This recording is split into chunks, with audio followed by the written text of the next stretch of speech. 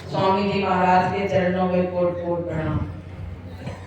सत्संग में उपस्थित सभी माताओं, बहनों, बुजुर्गों, बच्चों, सभी को प्यार भरा सादर सप्रेम जय।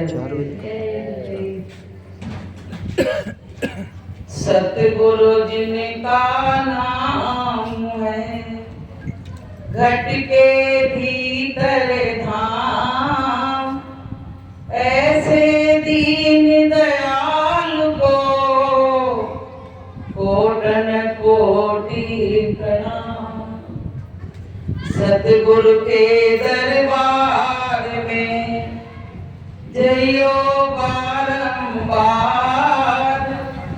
धूली वस्तु लखाई दे परम गुरु दाता। प्रेमियों, ये जीवन में हमको बहुत बड़ा अवसर मिला है। ये अवसर मानुष जन्म का और मिले न बारंबार, और जो तो लागे फल गिरे तो बहुर न लागे जाल। एक बार जब मनुष्य जन्म मिला है तो इसमें कुछ अच्छा काम करना। तो उसके लिए कबीर साहब ने एक भजन गाया है, 2 लाइन का सुनाएंगे, पूरा नहीं है। कि अरे तूने हीरा सो जन्म मायो भजन बिना बावरे। अरे तूने हीरा सो जन्म मायो भजन बिना बावरे। ना बैठो साधुन की संगति, ना गुरुद्वारे जायो। ना बैठो साधुन की संगति, ना गुरुद्वारे जायो। पची पची मरो बैल की नाई, हाथ कछु नहीं आयो। पची पची मरो बैल की नाई, हाथ कछु नहीं आयो। अरे तूने हीरा सो जन्म मायो भजन बिना बावरे। संत कहते हैं कि हे जीव, तुमने अपना हीरा जैसा जन्म कौड़ियों के भाव में जी लिया, कि अनमोल तेरा जीवन यूं ही बिता रहा है और किस ओर तेरी मंजिल किस ओर जा रहा है। अपनी मंजिल का पता कब पड़ेगा? जब हम संत और सतगुरु की शरण में जाएंगे। हम लोग भी अगर नहीं गए होते तो हमको भी अपनी मंजिल का पता नहीं पड़ता। गुरु महाराज मिले जीवन में तो हमको भी पता लगने लगा कि हमारी मंजिल कहाँ है। इसलिए प्रेमी भाई बहनों, ये मानव जीवन मिला है, संत सतगुरु की शरण में आ जाओ। जो एक बार संत सतगुरु की शरण में आ जाता है तो अभी बताया ना कि उसका साथ संत कभी छोड़ते नहीं है। एक बार क्या हुआ, एक जगह पे संत आए तो संत कहाँ रुके? एक किसान के घर पे रुके। अब क्या हुआ, वो किसान ने स्वागत किया, सत्कार किया, रात भर उनको रोका। और संत जहां रहते हैं या जिस वृक्ष का फल खा लेते हैं, जिस नदी का पानी पी लेते हैं, वहां कुछ ना कुछ दे के जाते हैं। ध्यान से सुनो बहनों। तो जब संत सुबह जाने लगे तो उससे कहने लगे तुम कुछ ले लो। तो बोला मैं क्या ले लूं, मैं किसान आदमी और मैं खेती किसानी करता हूं, मुझको समय नहीं रहता। बोले थोड़ा मानव जीवन जो पाया है तो थोड़ा भजन करो भगवान का। तो बोले मैं कुछ कर तो नहीं पाऊंगा, ऐसे कहो चलते फिरते मैं राम राम राम राम रट लूंगा। तो बोले कि ऐसे काम नहीं चलेगा। तो बोले ऐसा करो कि जो सत्संग में जाता हूं उसके मैं दर्शन कर लूं, तो कैसा रहेगा? तो संत ने कही ठीक है भैया, तुमको जैसा सुविधाजनक लगे, जैसा कंफर्टेबल लगे वैसा करो। आप प्रेमियों क्या हुआ, बगल में एक कुम्हार रहता था। तो इसने क्या किया, सुबह सुबह बिना खाए पिए नियम बना लिया कि उस कुम्हार को अपनी छत से झांक लेता था, तब पानी पीता था। एक दिन क्या हुआ, वो किसान ने जल्दी चला गया, मिट्टी मिट्टी जैसे दीपावली आ गई, दिया बनाना है, मिट्टी लाना है। तो उसने पूछा उसकी पत्नी से कि पति तुम्हारे कहाँ गए हैं? बोले अरे वो मिट्टी लेने गए हैं गधा लेके। अब प्रेमियों क्या हुआ, वो खेत में पहुंचा, तब तक इसको मिट्टी खोदते खोदते क्या हुआ कि इसको वहां कुछ हीरे जवाहरात मिले, एक मटका मिल गया। तो इसने कहा अरे ऐसा तो नहीं कोई देख रहा हो, और जे गया था उसको देखने के लिए। तो इसने उसको देखते हुए कहा देख लिया देख लिया देख लिया। अब ये डर गया, कहने लगा हम सोच रहे थे कोई देख ना ले, इतनी माया मिली है, और इसने तो कह दिया देख लिया। तो उसको बुलाया, बोले पास आ जाओ यहाँ आप। बोले देख जो लिया हो किसी से कहना नहीं, आधा आधा बांट लेंगे। तो वो कहने लगा कि हम तो इनको देखे थे, ये कह क्या रहे हैं? बोले यहाँ तुम्हें दिखाएं। तो उसने दिखाया तो मटके में हीरे जवाहरात भरे। अब इसने सोचा कि जो संत महात्मा में दरवाजे पे रुके थे और बिना दिए कुछ जाते नहीं है, तो बताओ मैं केवल उनके प्रेमियों का दर्शन किया तो मुझको इतना हीरा जवाहरात बिना मेहनत के मिल गया। और अगर कहीं मैं सीधे डायरेक्ट संत की शरण में चला जाता तो मेरा ये लोक भी बन जाता और मेरा परलोक भी बन जाता। बोलिए प्रेम से। तो प्रेमियों, संत महात्मा जो होते हैं वो त्रिकालदर्शी होते हैं। वो जहां भी जाते हैं, हम जैसे इंसान ने कि खा लिया और हाथ पोंछ के चल दिए, वो जहां कुछ बैठते हैं वहां कुछ ना कुछ चमत्कार जरूर दिखाते हैं। अब जब उसको धन मिल गया तो प्रेमियों इतना खुश हो गया, वो जाके सीधी गुरु दरबार में पहुंचा, गुरु का पता लगा के कि कौन से महात्मा मेरे दरवाजे पे आए थे, और उनका ही मुरीद बन गया। तो प्रेमियों, ऐसे गुरु महाराज ने भी बहुत ज्यादा चमत्कार दिखाए, ऐसी बात नहीं है, लेकिन हम लोगों ने उनके चमत्कार को माना नहीं, जाना नहीं। कहते हैं संत जो होते हैं ना, ये पेड़ पौधे तरसते हैं कि कोई संत आके मेरे वृक्ष का फल खा ले तो मैं मनुष्य बन जाऊंगा। बताइए पहले, ऐसे चमत्कार संत दिखाते हैं। तो प्रेमियों, हमारे जीवन में गुरु का बहुत बड़ा महत्व है। बिना गुरु के जीवन में उद्धार होने वाला नहीं है। चाहे कितना भी उपाय कर लेना, कितने पैसे वाले बन जाना, मकान हवेली बना लेना, लेकिन अगर गुरु नहीं किया तो फिर आपका जीवन बेकार है। कि जीवन है बेकार भजन बिन दुनिया में, जीवन है बेकार भजन बिन दुनिया में। बड़े भाग्य से नर तन पाया, बड़े भाग्य से नर तन पाया। इसमें भी प्रभु गुण नहीं गाया, इसमें भी प्रभु गुण नहीं गाया। किया न प्रभु से प्यार भजन बिन दुनिया में, किया न प्रभु से प्यार भजन बिन दुनिया में। मेरा जीवन है भजन बिन दुनिया में। मेरा जीवन अगर भजन नहीं है, जीवन में सत्संग नहीं है, तो जीवन हमारा मट्टी है, ये समझ लेना। और जिस दिन से गुरु की शरण मिल जाती है, उसी दिन से जीवन के दिन शुरू होते हैं।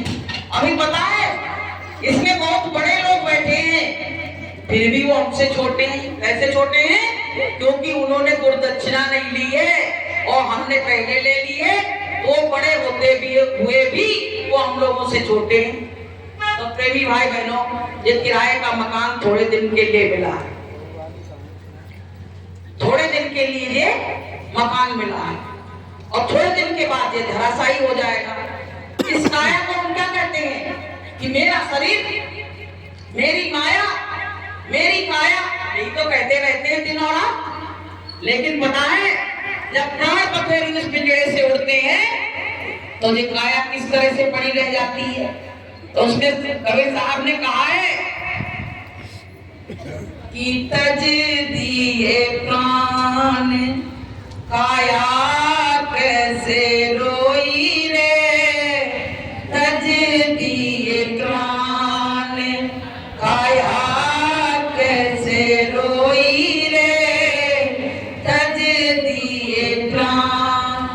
मैंने तो सोची काया संग चलेगी, मैंने तो सोची काया संग चलेगी, चाकारण काया मलि मलि धोई, चाकारण काया मलि मलि धोई, तज दिए प्राण काया कैसे रोई रे, तज दिए प्राण। इस काया का कितना गुमान है, कितना गुमान है। इसको हम कितना अच्छा खिलाते हैं, पिलाते हैं, अच्छा पहनाते हैं, अच्छे दिखने की कोशिश करते हैं, लेकिन एक दिन यही काया हमको सबसे बड़ा धोखा किसी ने दिया तो मेरी काया नहीं दी।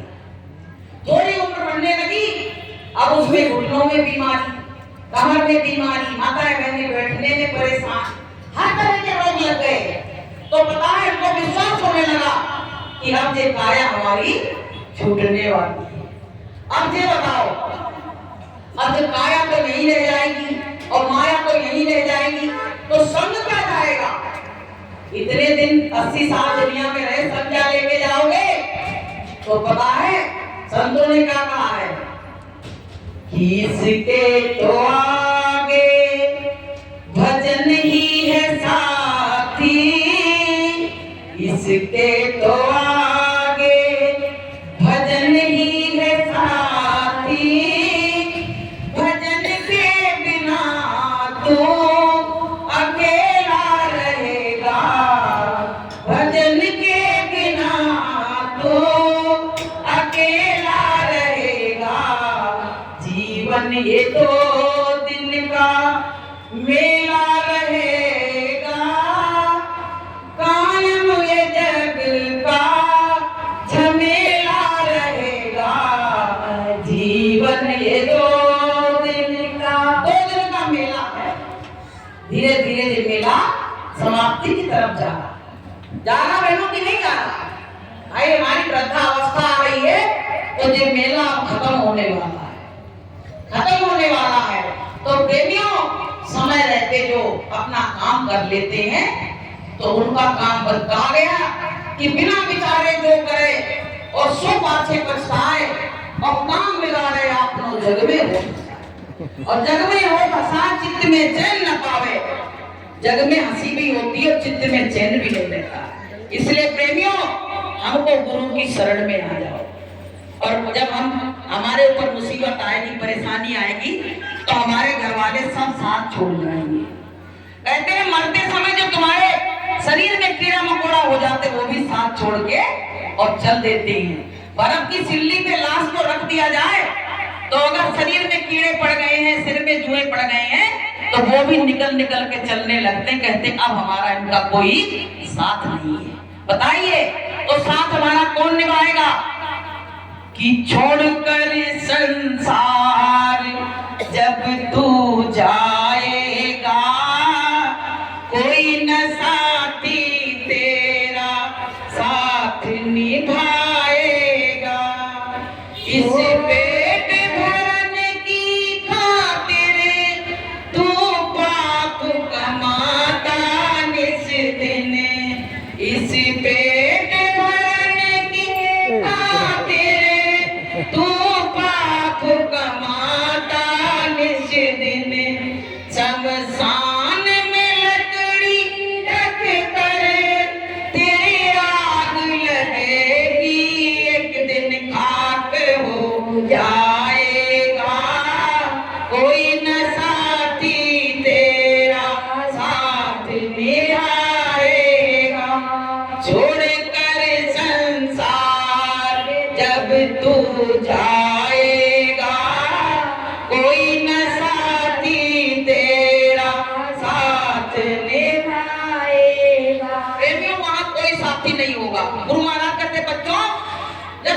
मरघट तक लेके जाते हैं तो घर वाले पत्नी तो वहीं देरी के द्वार तक रह जाती है, उसको निकलने नहीं दिया जाता है, वो वहीं रोग आके रह जाती है। लेकिन तुम्हारे रिश्तेदार तो मरघट तक जाते हैं और फिर मरघट पे कंडे और लकड़ी डाल के सीधे घर को चले आते हैं। लेकिन गुरु महाराज क्या कहते, बच्चों मैं वहां मरघट पे भी खड़ा रहता हूँ और जब तुम्हारी जीवात्मा को लेके वहां जाते हैं तो मैं वहां भी खड़ा रहता हूँ वकील बन के और तुम्हारी जीवात्मा को अपने हैंड ओवर कर लेता हूँ और काल के हाथ में जाने नहीं देता हूँ। बोलिए प्रेम से। तो प्रेमियों, इसीलिए हमको गुरु बनाना जरूरी है। भाई यहाँ के तो बहुत साथी बना लिए, किसी से पूछा जाए तुम्हारे कितने मित्र हैं, तुम्हारी कितनी सहेली है, तो कहते भैया मेरे मित्रन को कोई गिनती है, हजारों मित्र खड़े कर देंगे अभी। लेकिन उस वक्त कौन मित्र बनेगा? इसलिए हमको गुरु बनाना जीवन में बहुत जरूरी है। क्योंकि अपना कोई साथी बनाओ, जब यहाँ सब रिश्ते नाते खत्म हो जाएंगे, जब हमको वहां ले जाएगा बांध के, तो कम से कम हमारा गुरु साथ रहेगा तो हमको सहारा तो बना रहेगा, नहीं तो हम घबराएंगे। इसलिए प्रेमी भाई बहनों, हमको जो मनुष्य तन मिला है इसको बर्बाद मत करो। एक बार क्या हुआ, एक व्यक्ति को खाने पीने की थोड़ी कमी थी, तो एक बड़ी रस्सी ले जाके जंगल में कहने लगा फांसी लगा लेंगे। तब तक भगवान कुत्ते का भेष बना के और उसके सामने प्रकट हो गए, तो कहने लगे उससे, बोले ए मूर्ख इंसान, बड़े मुश्किल से तुझे नर्तन मिला, इसको क्यों बर्बाद कर रहा? एक टाइम खा लेते दूसरे टाइम का ठिकाना नहीं, इसलिए मैं फांसी लगा रहा।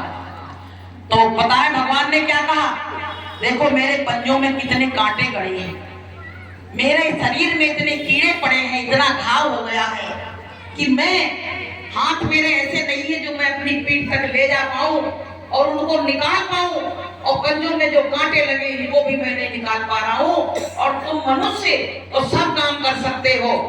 तो जब उसने ये बात सुनी, बोले आत्महत्या करोगे तो भगवान भी तुमको कभी माफ नहीं करेगा, क्योंकि आत्मा की हत्या तो आप तक कोई कर नहीं पाया, शरीर की हत्या कर लेते हो, और भगवान ने जो मंदिर बनाया है इसकी हत्या करना तुम्हारा कोई धर्म नहीं है, तुम इसको कुछ भी नहीं कर सकते, क्योंकि एक ईंट तुमने इसमें लगाई नहीं है तो तुमको इसको खत्म करने का भी अधिकार नहीं है। तो प्रेमियों, जब ये बात सुनी उसने, तो उसने क्या कहा, बोले कि आप अगर नहीं आते तो मैं अभी फांसी के फंदे पे झूल जाता, लेकिन आप आ गए तो हमको जो प्रेरणा मिल गई, तो अब मैं कभी आत्महत्या नहीं करूंगा। प्रेमियों देखिए, 84 लाख योनियों में सबसे उत्तम योनि मनुष्य की बताई गई है, क्योंकि उसको भजन करने का भी अधिकार और ग्रस्त में रहने का अधिकार और भोजन करने का अधिकार, पैसा कमाने का अधिकार सब किसको दिया गया? मनुष्य को दिया गया। सारे जीव एक दूसरे के आश्रित घूम रहे हैं कि जीव चराचर याचकते ही और नर समान बोलो नहीं दे।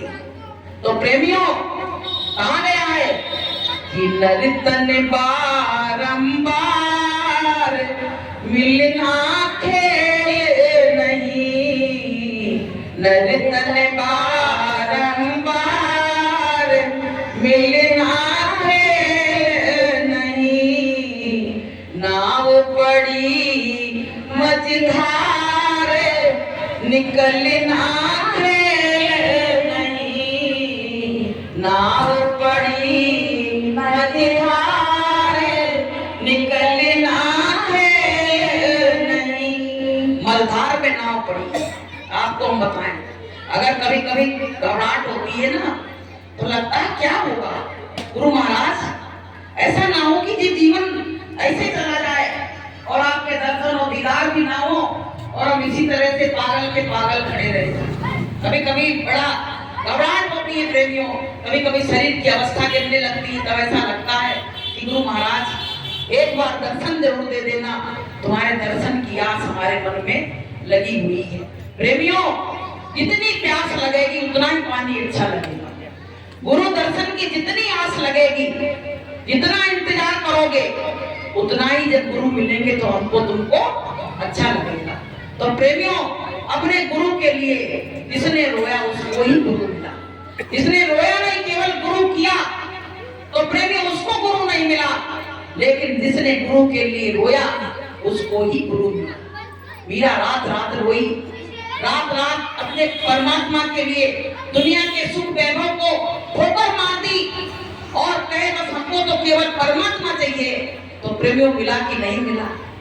भगवान कहते हैं कि मैं निज भक्तन हाथ बिकाऊं। भगवान क्या कहते हैं? मैं अपने भक्तों के हाथ से बिक जाता हूं। रथ हाँकूं पद चापूं। बताइए कि रथ भी हाँक सकते हैं और पद चाप सकते हैं, और बताइए भगवान क्या नहीं सिमरी के जूठे पेड़ भी खा सकते हैं।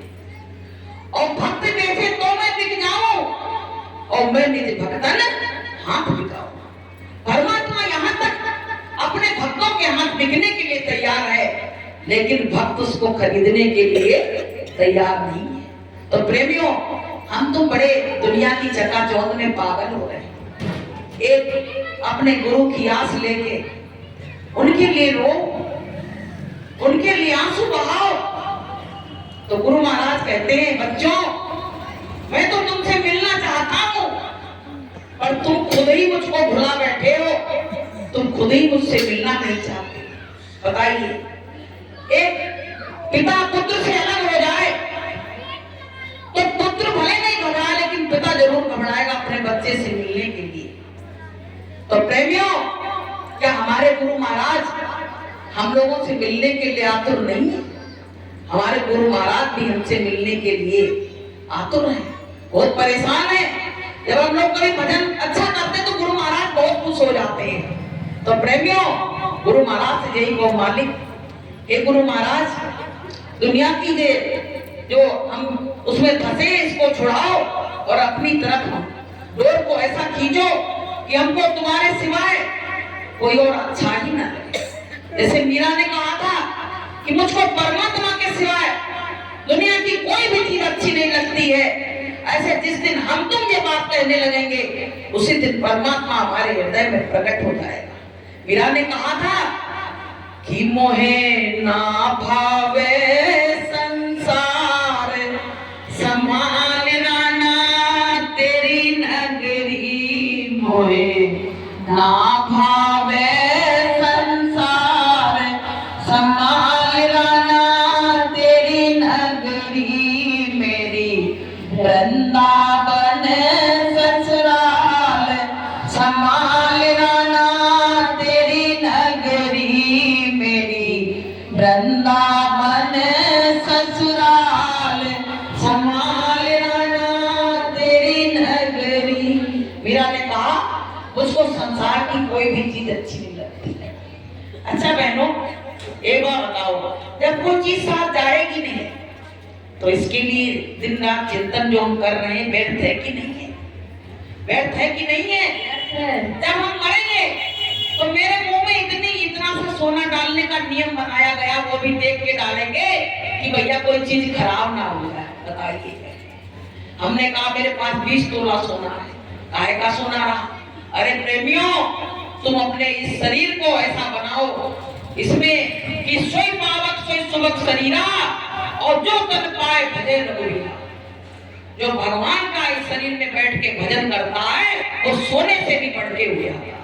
इसलिए प्रेमियों, हमको सबको अपने परमात्मा की याद करो।